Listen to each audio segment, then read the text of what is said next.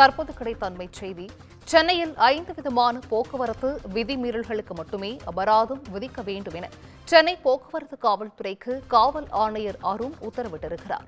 கூடுதல் விவரங்களை செய்தியாளர் சுப்பிரமணியன் வழங்கிட கேட்கலாம். சுப்பிரமணியன், வணக்கம்.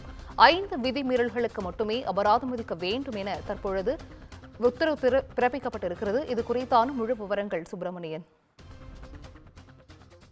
சென்னையில் ஒரு நாளைக்கு 2000 முதல் 3000 வழக்குகளை போக்குவரத்து போலீசார் பதிவு செய்து வருகின்றனர். குறிப்பாக போக்குவரத்து விதிமீறல்கள் ஈடுபடுவதாக இந்த வழக்குகள் என்பது பதிவு செய்யப்படுகிறது.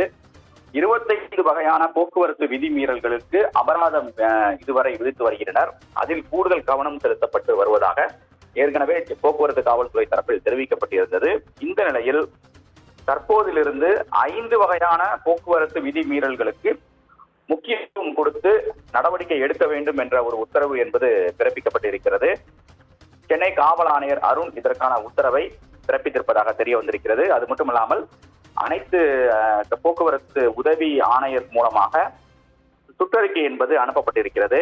போக்குவரத்து விதிமீறல்களாக 5 என்னென்ன வகைகள் என்று குறிப்பிடப்பட்டிருக்கிறது. அதில் அதிவேகமாக வாகனத்தை ஓட்டுதல், ஹெல்மெட் அணியாமல் வாகனத்தை ஓட்டுதல், நோ என்ட்ரியில் வாகனத்தை ஓட்டுதல், மது அருந்திவிட்டு வாகனம் ஓட்டுதல், இருசக்கர வாகனத்தில் 2 மேல் பயணித்தால் என மொத்தம் 5 வகையான போக்குவரத்து விதிமீறல்களில் கூடுதல் கவனம் செலுத்தி அதில் மட்டுமே அபராதங்கள் விதித்து நடவடிக்கை எடுக்க வேண்டும் என்ற ஒரு சுற்றறிக்கை அனுப்பப்பட்டிருக்கிறது.